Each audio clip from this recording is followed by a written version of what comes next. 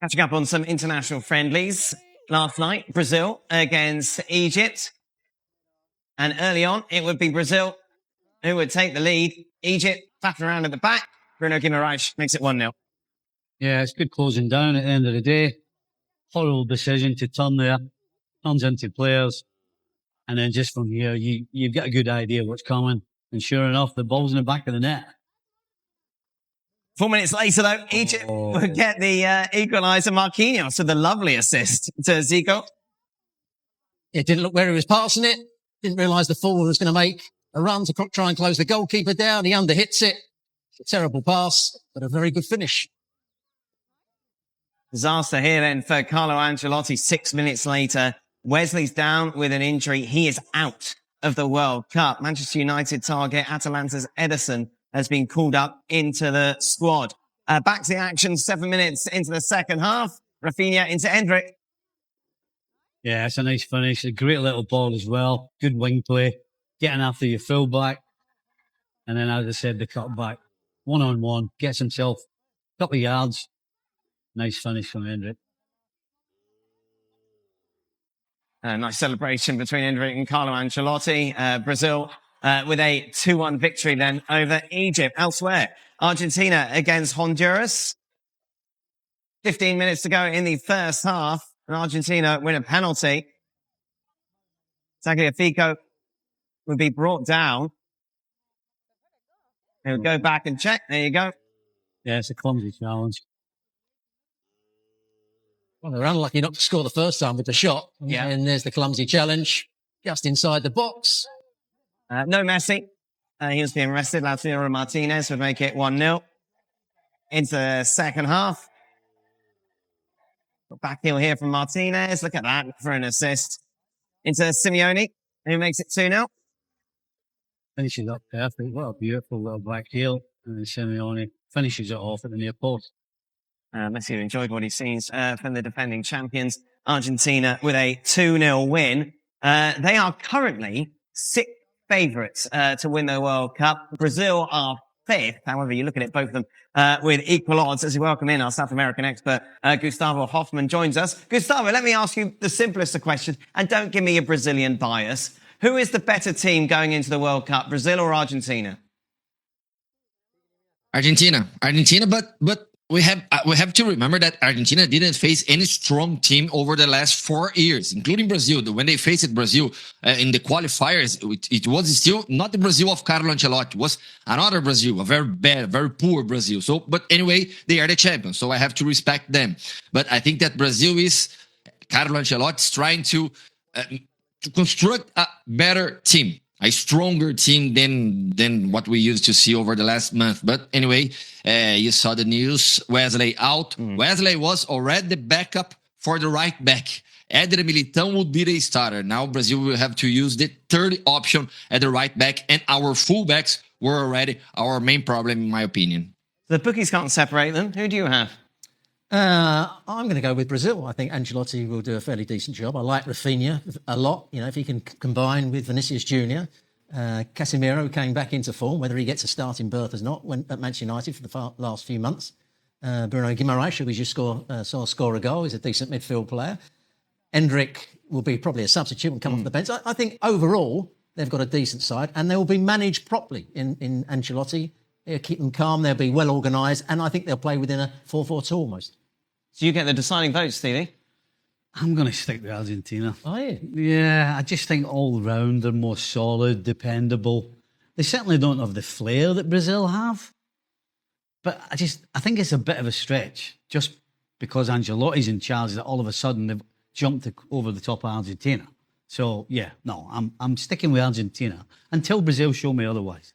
Argentina have a lot of players that over the course of the last couple of seasons haven't been in the first team of clubs. Someone like Molina at right back. But there's something to be said. And are you going to rely on Messi to produce one moment of magic? There's a lot to be said for being there, done it, seen it, know what it's all about. And then when it really kicks Martinez, in, when it really Martinez going to be better than he was 4 years ago? He's loving it.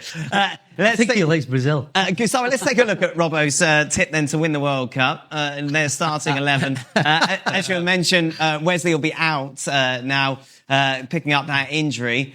Is this the team that will start, do you think, that opening game against Morocco? Well, Wesley out. Probably Danilo will be the starter, a former Juventus player, Real Madrid, Manchester City player, playing for Flamengo this season. We have a doubt in the left. We're not sure if it's going to be Douglas Santos or Alexandro. And then Paquetá will probably be a midfielder ahead Casemiro and Bruno Guimarães. Then Rafinha and Vinicius on the flanks. And I don't think that Igor Thiago will start for Brazil. I think that's going to be Matheus Cunha and maybe Endrick, because Endrick has played a very good match against Egypt. He's a very good one. Ancelotti likes him. But I think that's most likely that's going to be Matheus Cunha. It's interesting that you mentioned Paquetá. People who haven't followed his progress over the last 6 months think, what, he left a side that got relegated. How can he be starting for Brazil? Well, he's a very good player. He was playing now this season for Flamengo, a giant from Brazil. He was having some good matches in Brazil. Ancelotti was watching him very closely. I think that Ancelotti knows his quality. That's why he's probably gonna be the starter, because Brazil, we all thought that Brazil would play in the 4-2-4 formation with only 2 midfielders, 4 forwards. But then Brazil lost Rodrigo, Estevão, Luis Henrique from Zenit was the option for Rodrigo and Estevão. But I think that he didn't take a good opportunity with the injuries of the other players. So I think that Paquetá will be the starter, because Ancelotti understood over the last 2 matches that he needs one more midfielder, including because of that, he called Ederson. He didn't call a right back for Wesley, the replacement of Wesley. He called one more midfielder because now with Ederson, he has 6 options for the midfield. He had only 5, including Fabinho and Danilo Santos, midfielder from Botafogo. So I think that what he has done with the option over Wesley, it shows me that he's gonna use a formation with one more midfielder. How many minutes is Neymar going to play in this tournament, Gustavo? Well, tomorrow he's gonna have an MRI scan to understand his progress over the last week. He's still injured. He won't play in the first match of Brazil. So right now, I cannot say you that he's gonna be in the World Cup. I prefer to wait. Carlo Ancelotti said that he's gonna be in the squad, but anyway, I think that the scan tomorrow is gonna be very important to understand if he's really gonna have the condition to play. And even if he gained the condition to play, at least fitness to play, he won't be at his best. He wasn't already at his best, and now he hasn't played over the last 3 weeks. So right now, I wouldn't tell you that Neymar will be in the World Cup. Let's look at Argentina and the possible starting 11 there, Gustavo. Robbo picked up a point that many are making. A lot of these players, inevitably, I believe, that's what happens in life, are a lot older than when they won the World Cup. How much are we at a stage where they're too old? Well, I think that the main problem for Argentina, beside the age of some players like Rodrigo de Paul, including Messi, also Emiliano Martinez, I think that the main problem for Argentina is that, like I said, they didn't face any strong team over the last 4 years. They didn't play against any European side. And when they faced Brazil, it was a very poor Brazil. So I think that we're going to have to see how the world champions are right now against some strong teams during the World Cup. We thought Arsenal were going to be hard to watch. Yeah. Argentina are going to be that sort of psyche as well. Now you've seen Romero at centre half and somebody else. You're still going for Argentina. Think about it though. You're probably right. But guess what? They get it done. Right. They find a way of getting it done. And you look at that, and absolutely, correctly, you can turn around and say, well, he's getting on. He's getting on. He's getting on. Yes. But you know what? See that little thing in your brain called the brain? Which the Scottish players haven't. The Scottish players don't have.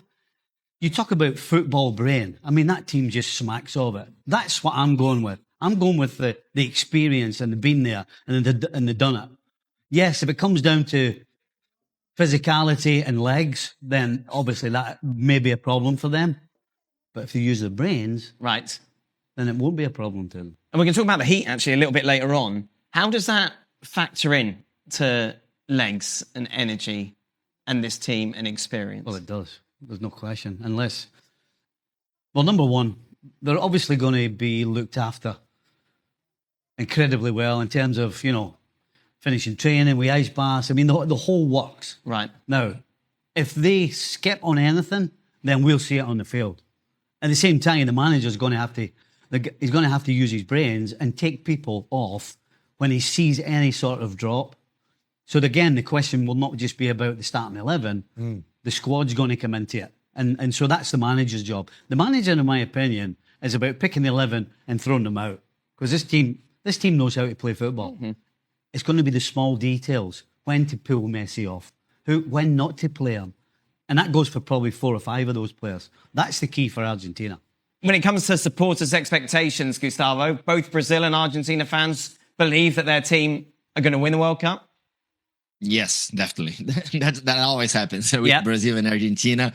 The Brazilian fans really believe in the national team. And the main reason is an Italian, Carlo Ancelotti. Carlo Ancelotti gave back to the people in Brazil the hope to win the World Cup, because before him, you all remember what was happening to Brazil. We know that, Gustavo, in England, there's a saying, it's the hope that kills you. Gustavo, much appreciated. Just a reminder, Argentina continued their preparations